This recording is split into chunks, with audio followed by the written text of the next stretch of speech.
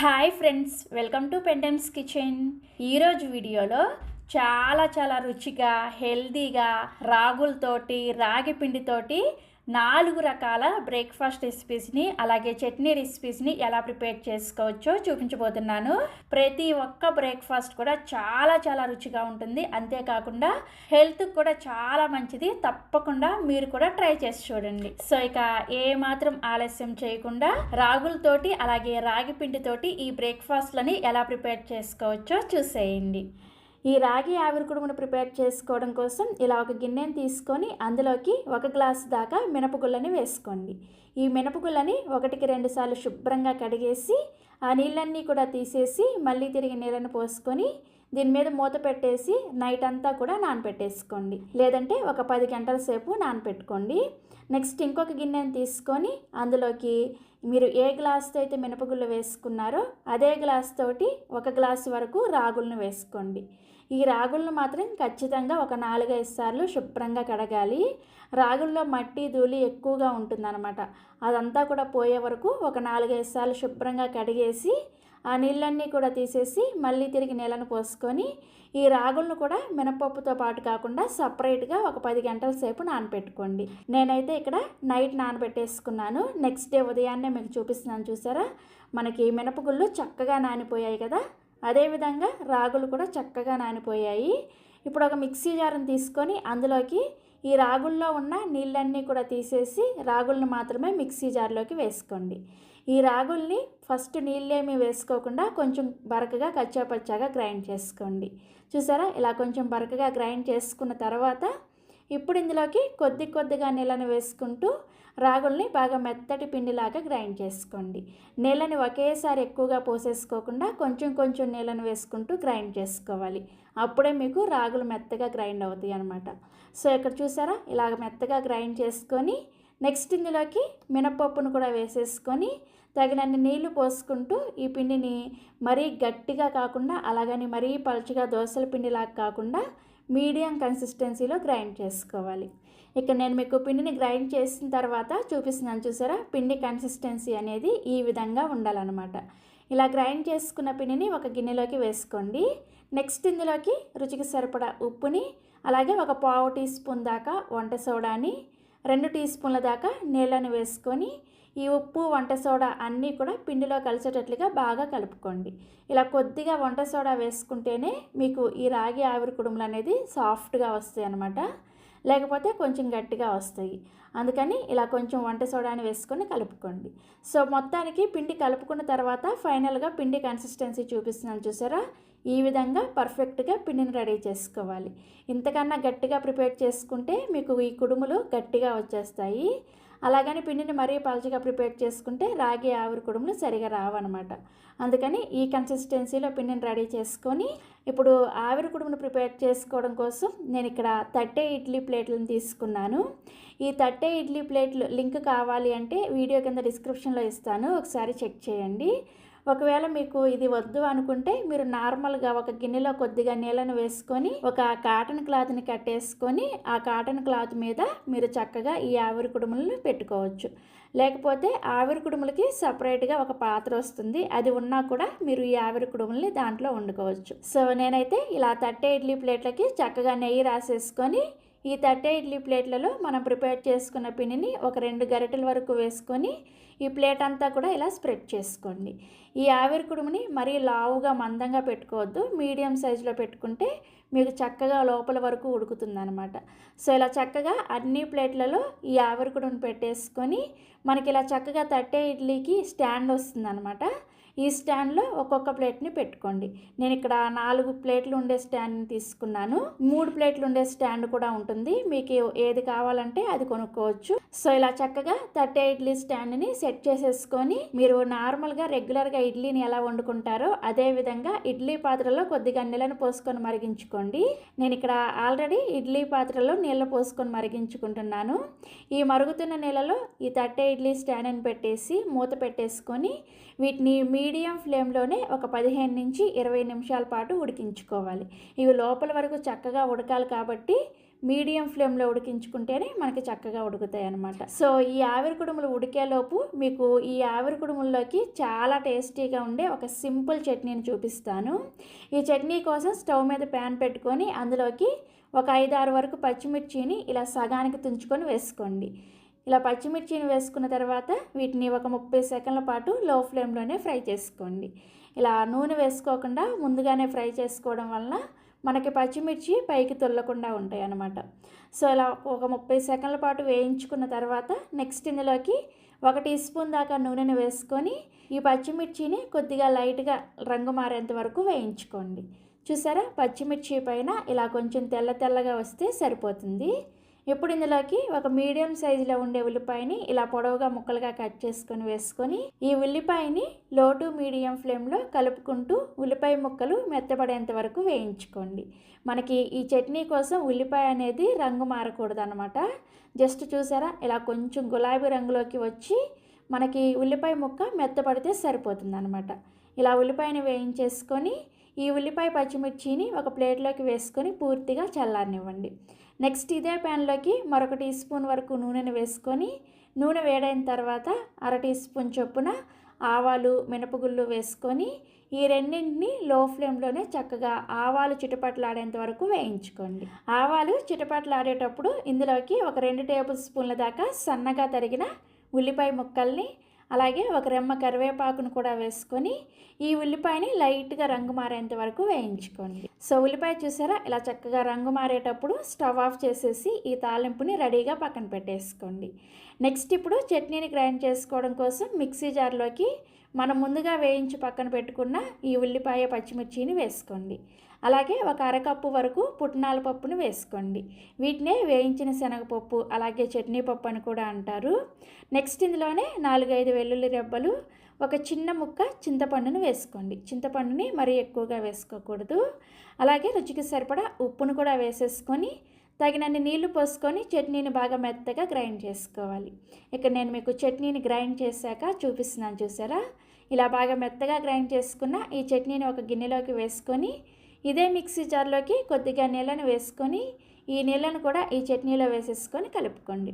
So ఇలా చక్కగా చట్నీని కలుపుకున్న తర్వాత ఇప్పుడు మనం ముందుగా ప్రిపేర్ చేసుకున్న ఈ తాలింపుని తీసుకొచ్చి ఈ చట్నీలో వేసుకొని కలుపుకున్నారంటే చాలా టేస్టీగా ఉండే పుట్నాల చట్నీ రెడీ అయిపోతుంది. ఈ చట్నీని మీరు ఈ రాగి ఆవిరి కుడుముల్లోకే కాకుండా మీరు రెగ్యులర్గా ప్రిపేర్ చేసుకునే ఏ బ్రేక్ఫాస్ట్లోకైనా సరే సూట్ అయిపోతుంది. చాలా టేస్టీగా ఉంటుంది. తప్పకుండా ట్రై చేయండి. సో మనం చట్నీని ప్రిపేర్ చేసుకునే లోపు మనకి ఆవిరి కుడుములు కూడా చక్కగా ఉడికిపోయాయి. ఒకసారి టూత్పిక్తో కానీ లేదంటే ఇలా నైఫ్తో కానీ గుచ్చి చూసారంటే మీ నైఫ్కి మనకి పిండి ఏమి అతుక్కోకుండా తడి లేకుండా వచ్చింది అంటే ఆవిరి కుడుము చక్కగా ఉడికిపోయినట్లే. ఇప్పుడు వెంటనే స్టవ్ ఆఫ్ చేసేసి ఈ ఆవిరి కుడుముల స్టాండ్ని పక్కకు పెట్టేసుకొని ఒక 2 నిమిషాల పాటు వాటిని అలా వదిలేసేయండి. మీరు వెంటనే ఆవిరి కుడుములు తీసేసారంటే ఇవి ప్లేట్కి అతుక్కుపోతాయి, విరిగిపోయినట్లుగా వస్తాయి అన్నమాట. అందుకని ఒక 2 నిమిషాల పాటు ఇవి చక్కగా సెట్ అయిన తర్వాత అంచుల్ని ఇలా చక్కగా కొంచెం లూజ్ చేసేసుకొని ఆ తర్వాత నెమ్మదిగా ఈ రాగి ఆవిరి కుడుముని చేత్తోనే ఇలా తీసుకున్నారంటే చక్కగా వచ్చేస్తుంది. నెమ్మదిగా తీసుకుంటే ఇలా పర్ఫెక్ట్గా వస్తుంది అనమాట, ఎక్కడా కూడా విరగకుండా. చూసారా, మీకు ఇక్కడ ఈ ఆవిరి కుడుము చూస్తుంటేనే అర్థమైపోతుంది కదా ఎంత సాఫ్ట్గా వచ్చింది అనేది. చాలా టేస్టీగా ఉంటుంది. ఇలా చక్కగా అన్ని ప్లేట్లలో ఉన్న రాగి ఆవిరి కుడుములు తీసేసుకొని సర్వింగ్ ప్లేట్లోకి పెట్టుకొని మనం ప్రిపేర్ చేసుకున్న ఈ టేస్టీ పుట్నాల చట్నీతో సర్వ్ చేసుకోండి.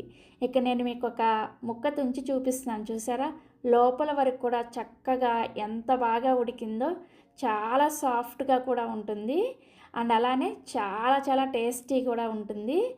ఇది అన్ని వయసుల వారికి కూడా చాలా మంచి బ్రేక్ఫాస్ట్.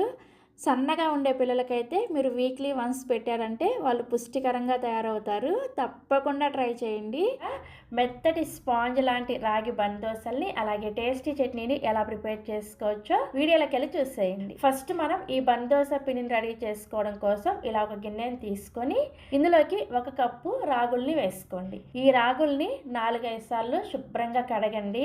ఈ రాగుల్లో చూసారా, ఈ మట్టి అంతా కూడా పోయి నీళ్లు తెల్లగా వచ్చేంత వరకు శుభ్రంగా రన్నింగ్ వాటర్లోనే క్లీన్ చేసేయండి.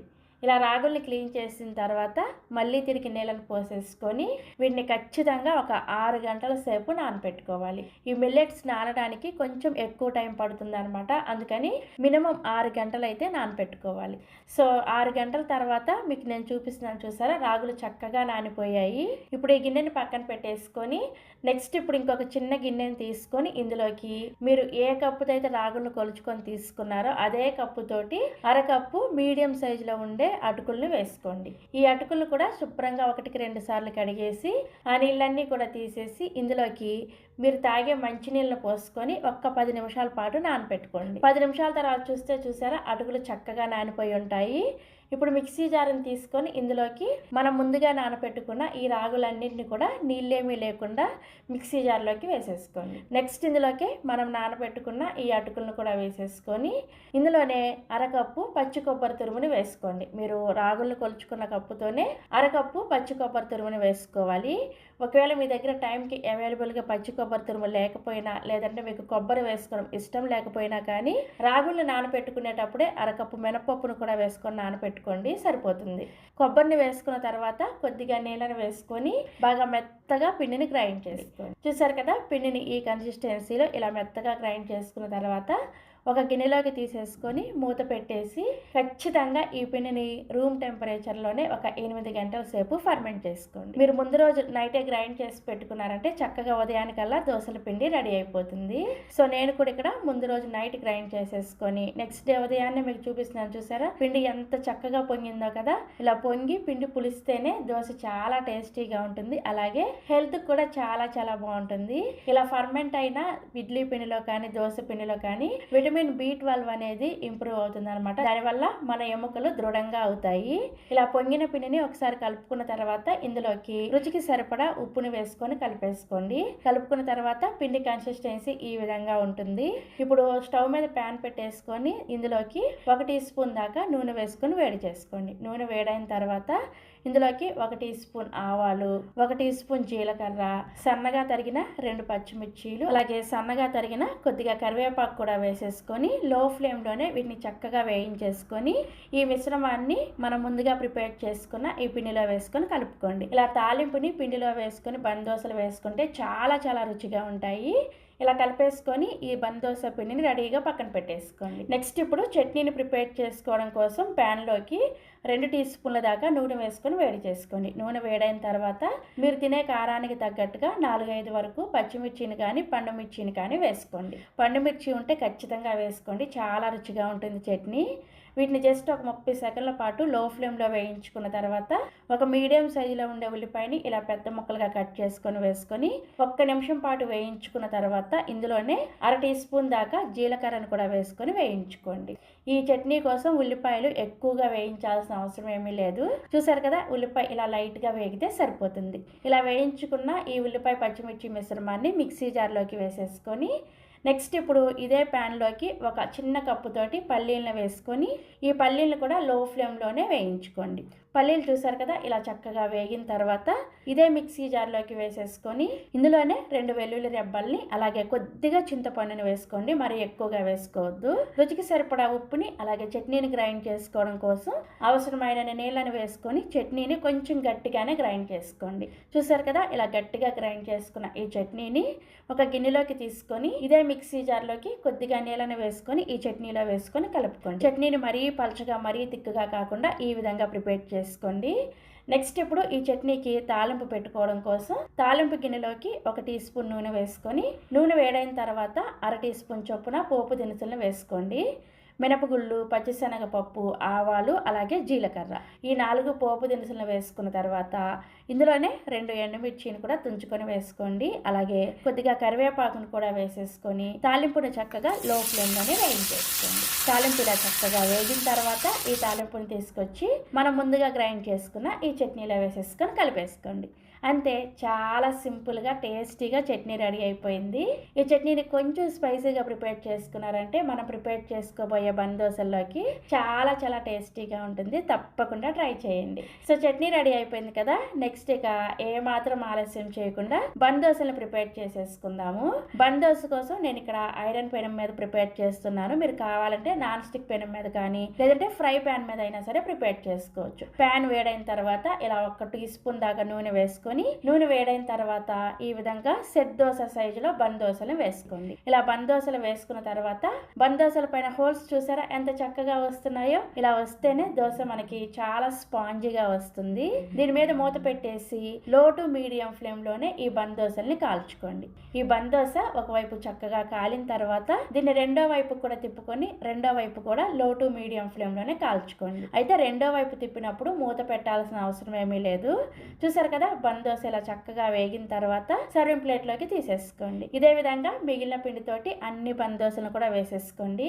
ఇక్కడ నేను చూపించిన కొలతలతోటి పిండిని రెడీ చేసుకుంటే మీకు ఒక 8 నుంచి 10 బందోసలు రెడీ అవుతాయి అనమాట. దాన్ని బట్టి మీరు కొలతల్ని పెంచుకోవడం కానీ తగ్గించుకోవడం కానీ చేసుకోండి. సో ఈ విధంగా కావాల్సిన బందోసలు వేసుకున్న తర్వాత మనం ప్రిపేర్ చేసిన ఈ చట్నీతో సర్వ్ చేసుకోండి. చూసారా బందోస ఎంత సాఫ్ట్ గా ఎంత స్పాంజ్ లాగా ఉందో. టేస్ట్ కూడా చాలా చాలా బాగుంటుంది. తప్పకుండా మీరు కూడా ట్రై చేయండి. ఈ దోశను చక్కగా వెయిట్ లాస్ అవ్వాలనుకున్న వాళ్ళు కానీ డయాబెటీస్ తో బాధపడే వాళ్ళు కానీ చక్కగా హ్యాపీగా తినొచ్చు. చాలా టేస్టీగా ఉంటుంది, అలాగే హెల్త్ కూడా చాలా మంచిది. సో ఇక ఏ మాత్రం ఆలస్యం చేయకుండా బియ్యం లేకుండా హెల్తీగా టేస్టీగా దోశను ఎలా వేసుకోవచ్చో వీడియోలోకి వెళ్ళి చూసేయండి. ఈ దోశల పిండిని ప్రిపేర్ చేసుకోవడం కోసం ఇలా ఒక మిక్సింగ్ బౌల్ ను తీసుకొని ఇందులోకి అరకప్పు మినపగుళ్ళని వేసుకోండి. నేను ఇక్కడ మెజరింగ్ కప్పుతో అరకప్పు మినపగుళ్ళని వేసుకున్నాను. మీరు ఇంట్లో ఉండే ఏదైనా ఒక గిన్నెను కానీ గ్లాసుని కానీ సెట్ చేసుకొని దాంతో నేను చూపించబోయే ఇంగ్రీడియంట్స్ అన్నీ కూడా కొలుచుకోండి. నెక్స్ట్ ఇందులోకి 1 టీ స్పూన్ దాకా మెంతులను కూడా వేసేసి ఫస్ట్ వీటిని శుభ్రంగా 2-3 సార్లు కడిగేసి ఆ నీళ్ళన్నీ కూడా తీసేసి మళ్ళీ తిరిగి నీళ్ళని పోసుకొని వీటిని ఒక 3 గంటల సేపు నానపెట్టుకోండి. అంతకన్నా ఎక్కువసేపు నానపెట్టాల్సిన అవసరం లేదు. 3 గంటల తర్వాత మినపప్పు చూసారా చక్కగా నానిపోయాయి. ఇప్పుడు వీటిని మిక్సీ జార్లోకి వేసుకొని కొంచెం కొంచెం నీళ్ళని వేసుకుంటూ ఈ మినప్పిండిని బాగా మెత్తగా గ్రైండ్ చేసుకోవాలి. ఎక్కడా కూడా మినపప్పు బరకగా లేకుండా బాగా మెత్తగా ఈ విధంగా గ్రైండ్ చేసుకున్న తర్వాత ఈ పిండిని ఒక మిక్సింగ్ బౌల్లోకి వేసేసుకొని నెక్స్ట్ ఇప్పుడు ఇదే మిక్సీ జార్లోకి మీరు ఏ కప్పుతో అయితే మినపగుళ్ళను కొలుచుకొని తీసుకున్నారో అదే కప్పుతోటి 1 కప్పు రాగి పిండిని వేసుకోండి. మనకి సూపర్ మార్కెట్లో ప్యాకెట్స్లో దొరుకుతుంది కదా, ఆ రాగి పిండిని వేసుకుంటున్నాను నేను. మీరు చక్కగా మిల్లు పట్టించిన రాగి పిండి అయినా సరే వేసుకోవచ్చు. తర్వాత ఇందులోకి అదే కప్పుతోటి 1 కప్పు గోధుమ పిండిని వేసుకోండి. మీరు ఇక్కడ ఏ బ్రాండ్ గోధుమ పిండి అయినా సరే వేసుకోవచ్చు. నెక్స్ట్ ఇందులోకి అదే కప్పుతోటి 2 కప్పుల వరకు నీళ్ళని వేసుకోండి. ఇక్కడ నేను చెప్పిన ఇంగ్రీడియంట్స్ అన్నీ కూడా కరెక్ట్గా తీసుకున్నారంటే మీకు కూడా దోశ నాకు వచ్చినట్లే పర్ఫెక్ట్గా వస్తుంది. నీళ్ళని వేసిన తర్వాత స్పూన్తో ఈ విధంగా ఒకసారి కలిపేసుకొని మూత పెట్టేసి ఈ రాగి పిండి అలాగే గోధుమ పిండి చక్కగా మిక్స్ అయ్యే విధంగా ఒకసారి గ్రైండ్ చేసుకోండి. చూసారా, గ్రైండ్ చేసుకున్న తర్వాత పిండి ఈ కన్సిస్టెన్సీలో వస్తుంది అనమాట. నీళ్లు కూడా కరెక్ట్గా నేను చెప్పిన కొలతనే తీసుకోండి. ఇలా గ్రైండ్ చేసుకున్న ఈ రాగి గోధుమ పిండిని మనం ముందుగా గ్రైండ్ చేసుకున్న ఈ మినప్పిండిలోకి వేసేసుకొని ఈ 2 పిండిలు కూడా బాగా కలిసేటట్లుగా చేత్తోనే కలుపుకోండి. చేత్తో కలుపుకున్నారనుకోండి 2 పిండిలు కూడా చక్కగా కలుస్తాయి. అదేవిధంగా ఫర్మెంటేషన్ కూడా బాగా జరుగుతుంది అనమాట. ఇలా కలుపుకున్న తర్వాత మీరు కావాలంటే ఈ పిండితో వెంటనే దోశలు వేసేసుకోవచ్చు. నేనైతే ఈ పిండిని ఒక 8 గంటల సేపు పులియబెట్టుకుంటున్నాను అనమాట. అంటే నేను ఈ విధంగా ముందు రోజు నైట్ రెడీ చేసేసి పెట్టుకున్నాను, తర్వాత రోజు చక్కగా దోశలు వేసుకోవచ్చు. మీరు కావాలంటే రుబ్బిన వెంటనే కూడా ఈ పిండితో దోశలు వేసుకోవచ్చు. సో ఈ 2 పిండిలు కూడా ఇలా చక్కగా కలిసిన తర్వాత మూత పెట్టేసి ఈ పిండిని ఒక 8 గంటల సేపు రూమ్ టెంపరేచర్లో పులియబెట్టుకోండి. 8 గంటల తర్వాత పిండి చూసారా ఎంత చక్కగా పొంగిందో. ఇలా పొంగితే దోశలు చాలా టేస్టీగా ఉంటాయి. ఆల్రెడీ మీకు చెప్పాను కదా, పిండిని పులియబెట్టుకునే టైం లేకపోయినా లేదంటే ఎక్కువ పిండి పులిసిపోతుందనే డౌట్ ఉన్నా కానీ అప్పటికప్పుడు కూడా దోశలు వేసుకోవచ్చు. అదేవిధంగా ఈ పిండిని మీరు సమ్మర్లో ప్రిపేర్ చేసుకుంటున్నట్లయితే ఈవినింగ్ ఒక 5 గంటలు ఆ టైంలో గ్రైండ్ చేసేసుకొని ఒక 4 గంటల సేపు పిండిని పులియబెట్టుకొని ఫ్రిడ్జ్లో పెట్టేసుకోండి. నైట్ అంతా అలా వదిలేశారనుకోండి, సమ్మర్ కదా పిండి ఎక్కువ పులిసిపోయి దోశ మీకు కొంచెం పుల్లగా అనిపిస్తుంది. అందుకని సమ్మర్లో అయితే కొంచెం తక్కువ టైము ఈ పిండిని పులియబెట్టుకోవాలి. అదే వింటర్లో రైనీ సీజన్లో ప్రిపేర్ చేసుకునే వాళ్ళైతే ఓవర్ నైట్ ఈ పిండిని ఈ విధంగా వదిలేయచ్చు. నేనైతే ఈ వీడియోని వింటర్లో షూట్ చేశాను అనమాట, అందుకని ఓవర్ నైట్ వదిలేసాను. ఇలా కలుపుకున్న తర్వాత పిండిలోకి రుచికి సరిపడా ఉప్పుని వేసుకొని కలుపుకోండి. తర్వాత ఇందులోకి అవసరమైతే కొద్దిగా నీళ్ళను కూడా వేసేసుకొని పిండి కన్సిస్టెన్సీ చూసారా ఈ విధంగా ఉండేటట్లుగా గరిటె జారుగా ఉండేటట్లుగా ప్రిపేర్ చేసుకోవాలి. ఇలా ప్రిపేర్ చేసుకున్న తర్వాత ఇప్పుడు దోశ వేసుకోవడం కోసం దోశల పెనాన్ని హై ఫ్లేమ్లో వేడి చేసుకోండి. ప్యాన్ బాగా వేడైన తర్వాత ఇలా కొద్దిగా నీళ్ళని చిలకరించుకొని ప్యాన్ని ఈ విధంగా శుభ్రంగా క్లీన్ చేసేసిన తర్వాత ఖచ్చితంగా మంటని లో ఫ్లేమ్లో పెట్టుకొని మాత్రమే దోశని స్ప్రెడ్ చేసుకోండి. మీరు మంటని మీడియంలో కానీ హై ఫ్లేమ్లో కానీ పెట్టారంటే మీకు దోశ అనేది పలచగా స్ప్రెడ్ అవ్వదనమాట. అందుకని లో ఫ్లేమ్లో పెట్టుకొని స్ప్రెడ్ చేసుకున్నారనుకోండి, మీకు ఎంత పలచగా కావాలంటే అంత పలచగా ఈ దోశ స్ప్రెడ్ అవుతుంది. దోశ వేసుకున్న వెంటనే మంటని మీడియం ఫ్లేమ్లోకి పెట్టుకొని దోశ పైన పిండి తడంతా కూడా ఆరిపోయిన తర్వాత దీని మీద కొద్దిగా నెయ్యిని వేసుకోండి. నెయ్యి అయితే హెల్దీ కదా, అందుకని నేను నెయ్యిని వేసుకుంటున్నాను. మీరు కావాలంటే నూనెని వేసుకొని కూడా ఈ దోశని కాల్చుకోవచ్చు. సో నెయ్యిని కానీ నూనెని కానీ వేసుకున్న తర్వాత దోశ అంతా కూడా అట్లకాడతో ఈ విధంగా స్ప్రెడ్ చేసుకోండి. ఇలా చేసుకున్నారనుకోండి దోశ మనకి చక్కగా క్రిస్పీగా కాలుతుంది అనమాట. సో దోశని మీడియం ఫ్లేమ్లోనే ఇలా చక్కగా ఎర్రగా కాలేంత వరకు కాల్చుకొని ఈ విధంగా ఫోల్డ్ చేసేసుకోండి. దోశ చూసారా ఎంత పర్ఫెక్ట్గా వచ్చింది. అస్సలు బియ్యం లేకుండా వేసిన దోశ అంటే ఎవరైనా నమ్ముతారా? టేస్ట్ కూడా చాలా చాలా బాగుంటుంది. ఇదే విధంగా మిగిలిన పిండితో మీకు ఎన్ని దోశలు కావాలంటే అన్ని దోశలు వేసేసుకోండి. దోశలు మీకు కావాల్సినన్ని వేసుకున్న తర్వాత పిండి ఒకవేళ మిగిలితే ఈ పిండిని వెంటనే ఫ్రిడ్జ్లో పెట్టేసుకొని నెక్స్ట్ డే కూడా ఈ పిండితో మీరు చక్కగా దోశలు వేసుకోవచ్చు. సో చక్కగా ఈ విధంగా కావాల్సినన్ని దోశలు వేసేసుకొని మీకు నచ్చిన చట్నీతో సర్వ్ చేసుకోండి. మన ఛానల్లో చాలా రకాల చట్నీ రెసిపీస్ ఉన్నాయి. మీరు ఎవరైనా కావాలి అనుకున్న వాళ్ళు ఈ వీడియో కింద డిస్క్రిప్షన్లో లింక్స్ ఇస్తాను, ఒకసారి చెక్ చేయండి. ఇక్కడ నేను మీకు ఒక దోశను చూపిస్తున్నాను చూసారా ఎంత క్రిస్పీగా ఉందో. టేస్ట్ కూడా చాలా చాలా బాగుంటుంది, తప్పకుండా ట్రై చేయండి. పర్ఫెక్ట్ కొలతలతో రాగి ఇడ్లీని ఎలా ప్రిపేర్ చేసుకోవాలో వీడియోలోకి వెళ్ళి చూసేయండి. ఈ రాగి ఇడ్లీని ప్రిపేర్ చేసుకోవడం కోసం ఇలా ఒక గిన్నెని తీసుకొని ఇందులోకి 1.5 కప్పుల రాగుల్ని వేసుకోండి. నేను ఇక్కడ మెజరింగ్ కప్పుతో రాగుల్ని కొలుచుకొని తీసుకున్నాను. మీరు వీటన్నిటిని కూడా కొలుచుకోవడానికి ఒక గిన్నెని కానీ గ్లాసుని కానీ సెట్ చేసుకోండి. అప్పుడే మీకు ఇడ్లీ పర్ఫెక్ట్గా వస్తాయి అన్నమాట. నెక్స్ట్ ఇందులోకి అదే కప్పుతోటి 3/4 కప్పు ఇడ్లీ బియ్యాన్ని వేసుకోండి. మీ దగ్గర ఇడ్లీ బియ్యం లేకపోతే మీరు బ్రౌన్ రైస్ అయినా లేదంటే రెగ్యులర్గా యూస్ చేసుకునే ఏ బియ్యం అయినా సరే వేసుకోవచ్చు. నెక్స్ట్ అలానే ఇదే కప్పుతోటి 1/2 కప్పు మినపగుళ్ళని వేసుకోండి. మీరు కావాలంటే బద్ద మినపప్పు కూడా వేసుకోవచ్చు. తర్వాత 1 టీ స్పూన్ మెంతులను కూడా వేసుకొని వీటన్నింటిని కూడా శుభ్రంగా 4-5 సార్లు కడగాలి. రాగుల్లో మనకి ధూళి ఎక్కువగా ఉంటుందన్నమాట, అందుకని కొంచెం ఎక్కువ సార్లే ఈ రాగుల్ని శుభ్రంగా కడగండి.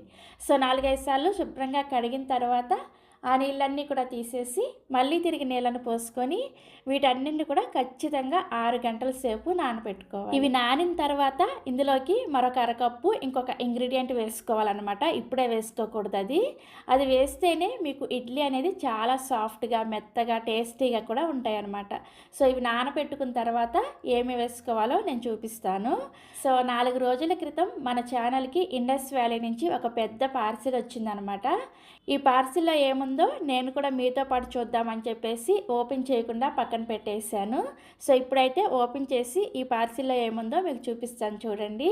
ఫస్ట్ మనం పార్సిల్ ఓపెన్ చేయగానే ఇలా ఒక కార్డు ఉంటుందన్నమాట. కార్డులో ఇండస్ వ్యాలీ కుక్వేర్ని చూస్ చేసుకున్నందుకు చాలా థ్యాంక్ యూ. టాక్సిన్ ఫ్రీ వంటలతోటి మీ ఫ్యామిలీకి మంచిగా హెల్తీగా వంటలు చేసి పెట్టండి అని చెప్పేసి రాస్తుంటుంది. నెక్స్ట్ ఇప్పుడు ఈ పెద్ద పార్సిల్లో మళ్ళీ 2 బాక్సులు ఉన్నాయి. ఈ 2 బాక్సుల్లో ఒక్కొక్క బాక్స్లో ఏముందో ఇప్పుడు నేను చూపిస్తాను చూడండి. ఈ బాక్స్లో వచ్చేసి చూసారా మన ఛానల్కి ఎంతో యూజ్ అయ్యే ఇడ్లీ కుక్కర్ ఉందన్నమాట. ఇడ్లీ కుక్కరు ఇది రెగ్యులర్గా మనం యూజ్ చేసుకునే లాంటిది కాకుండా చూసారా ఇలా కడాయిలాగా వస్తుంది అనమాట. ఇలా కడాయిలాగా రావడం వల్ల మనం ఈ ఇడ్లీ పాత్రని మల్టీపర్పస్గా యూజ్ చేసుకోవచ్చు. చాలా బాగా ఉపయోగపడుతుంది మనకి కిచెన్లో. ఈ ఇడ్లీ పాత్ర అంటే కేవలం ఇందులో ఇడ్లీ ప్రిపేర్ చేసుకోవడమే కాదు, మీరు చక్కగా ఈ ఇడ్లీ పాత్రని యూస్ చేసి దోకలా చేసుకోవచ్చు, తట్టే ఇడ్లీ చేసుకోవచ్చు, అలాగే కేక్స్, ఇడియప్పం, అలాగే మీరు ఏవైనా కూరగాయలని ఉడికించుకోవాలన్నా కూడా చక్కగా మనకి స్టీమర్ కూడా వస్తుంది అనమాట ఇందులో. సో అందుకనే చెప్పాను, మల్టీపర్పస్గా మనం ఈ ఇడ్లీ పాత్రని యూస్ చేసుకోవచ్చు. అలాగే ఈ కడాయి కూడా మనం ఎప్పుడైనా ఏదైనా కర్రీస్ పెద్ద క్వాంటిటీలో చేసుకోవాలన్నా కూడా యూస్ చేసుకోవచ్చు. సో కడాయి వచ్చేసి చూసారా ఇలా ఉంటుంది, చాలా లోతుగా అలాగే మందంగా, క్వాలిటీ చాలా చాలా బాగుంది. సో దీనికి వచ్చేసి మనకి టోటల్గా 5 ప్లేట్స్ ఉంటాయి అన్నమాట. 2 వచ్చేసి మనం ఇడ్లీ పెట్టుకోవడానికి 7 ఇడ్లీ పెట్టుకునే విధంగా ఒక్కొక్క ప్లేట్ ఉంటుంది. అదేవిధంగా మనకి ఇడ్లీ ప్లేట్లతో పాటుగా 2 తట్టే ఇడ్లీ ప్లేట్స్ వస్తాయి. ఇవి కూడా చాలా పెద్దగా ఉంటాయి. ఒకే ఇడ్లీని వేసేసుకొని మనం చక్కగా పీసెస్ లాగా కట్ చేసేసుకొని ఫ్యామిలీకి సర్వ్ చేసేయచ్చు. నెక్స్ట్ చూసారా ఇలా స్టీమర్ వస్తుంది అనమాట. ఈ స్టీమర్లో మీరు చక్కగా ఇడియప్పం వేసుకోవచ్చు, అలాగే కూరగాయలను ఉడికించుకోవచ్చు, మోమోస్ చేసుకోవచ్చు. ఇలా మల్టీపర్పస్గా ఈ స్టీమర్ ప్లేట్ని యూస్ చేసుకోవచ్చు. మీకు ఎప్పుడు ఏది కావాలన్నా కూడా చక్కగా ఈ ఇడ్లీ పాత్రని యూస్ చేసుకొని చేసుకోవచ్చు. సో నేనైతే ఈరోజు ఈ ఇడ్లీ పాత్రని యూస్ చేసి ఈ రాగి ఇడ్లీని ప్రిపేర్ చేయబోతున్నాను. నెక్స్ట్ ఇంకొక పార్సిల్ ఏముందో చూపిస్తాను చూడండి. ఈ పార్సిల్లో వచ్చేసి 3 లీటర్ల స్టెయిన్లెస్ ప్రెషర్ కుక్కర్ ఉంది. ఎప్పుడైనా సరే మనం ఇండస్ వ్యాలీలో ఒక ప్రోడక్ట్ కొన్నాము అంటే ఖచ్చితంగా మీకు అది లైఫ్ లాంగ్ చాలా బాగా ఉపయోగపడుతుంది. ఎందుకంటే వీళ్ళు చాలా మంచి క్వాలిటీతో ఈ స్టెయిన్లెస్ స్టీల్ కానీ లేదంటే వీళ్ళ దగ్గర క్యాస్ట్ ఐరన్ కూడా ఉంటాయన్నమాట. నేను క్యాస్ట్ ఐరన్ అయితే డైలీ నేను యూస్ చేస్తూ ఉంటాను. మనకి చాలా పర్ఫెక్ట్గా వంట కూడా చాలా టేస్టీగా వస్తుంది దాంట్లో అయితే. సో మనకి ఈ కుక్కర్ అయితే 5 సంవత్సరాల గ్యారంటీ ఉంటుంది. మీరు ఏ ప్రోడక్ట్ పర్చేస్ చేసినా కూడా ఇండస్ వ్యాలీలో వేస్ట్ అవ్వకుండా చాలా చక్కగా యూజ్ అవుతుంది. తప్పకుండా మీరు కూడా ఇలా వెబ్సైట్లోకి వెళ్ళి మీకు ఏ ప్రోడక్ట్ కావాలన్నా కానీ చక్కగా పర్చేస్ చేసుకోవచ్చు. మీరు కావాలంటే ఇక్కడ నేను చూపించిన ప్రోడక్ట్స్ కొనుక్కోవాలి అనుకుంటే మీరు ఇక్కడ సపరేట్గా నా కూపన్ కోడ్ YAMUNA యమున అనే కోడ్ యూస్ చేశారనుకోండి, మీకు 12% ఎక్స్ట్రా డిస్కౌంట్ కూడా వస్తుంది అనమాట. రెగ్యులర్గా మీరు నార్మల్గా వాళ్ళ వెబ్సైట్లోకి వెళ్ళి పర్చేస్ చేస్తే మీకు ఒక 10% ఆఫర్ అయితే ఉంటుంది. అదే మన ఛానల్ తరపున మీరు కనుక ఏ ప్రోడక్ట్ తీసుకున్నా సరే మీకు ఎక్స్ట్రాగా 12% డిస్కౌంట్ కూడా వస్తుంది అనమాట. సో నేనైతే వీటి డీటెయిల్స్ అన్నీ కూడా డిస్క్రిప్షన్ బాక్స్లో అలాగే కామెంట్ సెక్షన్లో పిన్ చేస్తాను. ఒకసారి చెక్ చేసి వాళ్ళ వెబ్సైట్లోకి వెళ్ళి మీకు ఏ ప్రోడక్ట్ కావాలో చూసుకొని చక్కగా కొనుక్కొని టాక్సిన్ ఫ్రీ కుక్వేర్తో మీ ఫ్యామిలీ మెంబర్స్కి చక్కగా వంట చేసి పెట్టేసేయండి. అలాగే మీరు ఆర్డర్ చేసుకునేటప్పుడు మన కూపన్ కోడ్ యూస్ చేయడం అస్సలు మర్చిపోవద్దు. ఎక్స్ట్రా డిస్కౌంట్ ఉంటే మనకి డబ్బులు సేవ్ అవుతాయి కదా. సో 6 గంటల తర్వాత మీకు నేను రాగులు నానిన తర్వాత చూపిస్తున్నాను చూడండి, చక్కగా నానిపోయాయి. ఇప్పుడు ఈ రాగుల్ని మళ్ళీ ఒకసారి శుభ్రంగా కడిగేసి ఆ నీళ్ళన్నీ కూడా తీసేసి ఇప్పుడు ఇందులోకి అదే కప్పుతోటి అరకప్పు లావుగా ఉండే అటుకుల్ని వేసుకోండి. ఖచ్చితంగా ఇలా లావుగా ఉండే అటుకుల్ని వేసుకుంటేనే మీకు ఇడ్లీ పర్ఫెక్ట్గా వస్తాయి, పలచటి అటుకులు వేసుకోకూడదు. సో ఇలా అటుకులు వేసుకున్న తర్వాత మళ్ళీ ఒకసారి శుభ్రంగా కడిగేసి ఆ నీళ్ళన్నీ కూడా తీసేసి మళ్ళీ తిరిగి నీళ్ళను పోసుకొని ఈ అటుకుల్ని రాగులతో పాటుగా ఒక్క 10 నిమిషాల పాటు నానబెట్టుకోండి, సరిపోతుంది. ఎక్కువసేపు ఈ అటుకులు నానబెట్టుకోకూడదు.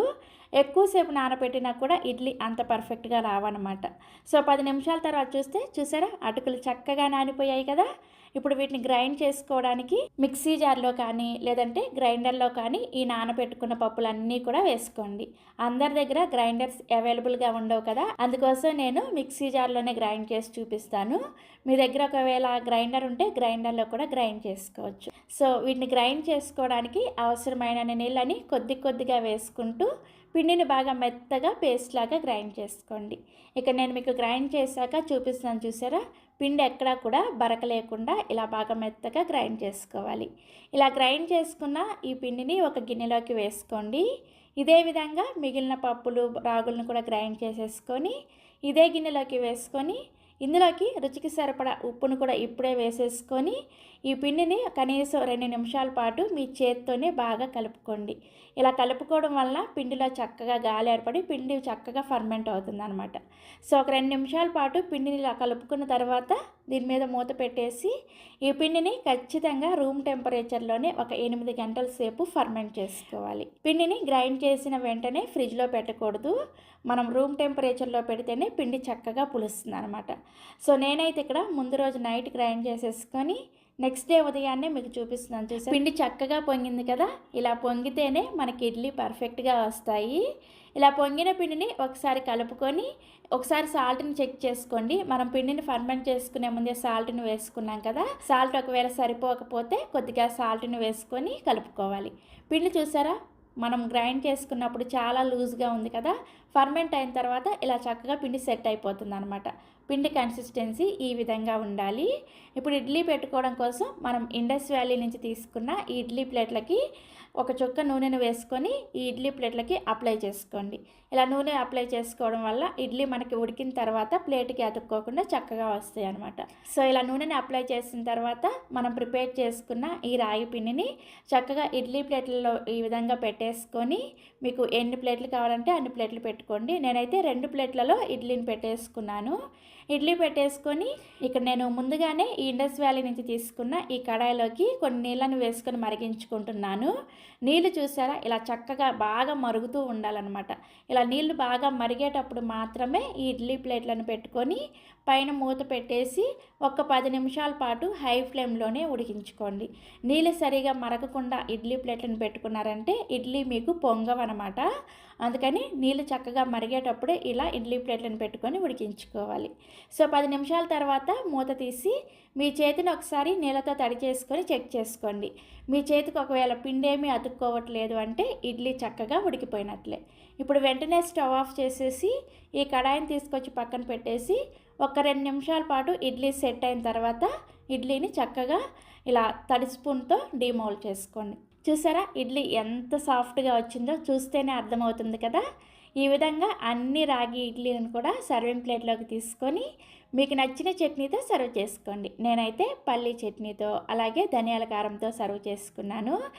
చాలా చాలా చాలా టేస్టీగా ఉన్నాయి. ఇక నేను మీకు ఒక రాగి ఇడ్లీని తుంచి కూడా చూపిస్తున్నాను చూడండి, ఎంత ఫ్లఫీగా వచ్చిందో మీకు చూస్తేనే అర్థమైపోతుంది కదా. మళ్ళీ నేను ఇక్కడ చెప్పాల్సిన అవసరం కూడా లేదు, చాలా సాఫ్ట్గా వస్తాయి. మీరు ఈ ప్రాసెస్లో చిన్న చిన్న టిప్స్ పాటిస్తూ ఈ రాగి ఇడ్లీని ఒకసారి ట్రై చేసి చూడండి, చక్కగా బూరెల్లాగా పొంగుతూ వస్తాయి. సో తప్పకుండా ట్రై చేస్తారు కదా. ట్రై చేసిన తర్వాత మీ ఫీడ్బ్యాక్ని నాతో షేర్ చేసుకోవడం అస్సలు మర్చిపోకండి. అలాగే మరిన్ని Emmy and tasty breakfast recipes కోసం వెంటనే పెండెమ్స్ కిచెన్ని సబ్స్క్రైబ్ చేసుకోండి. Thank you.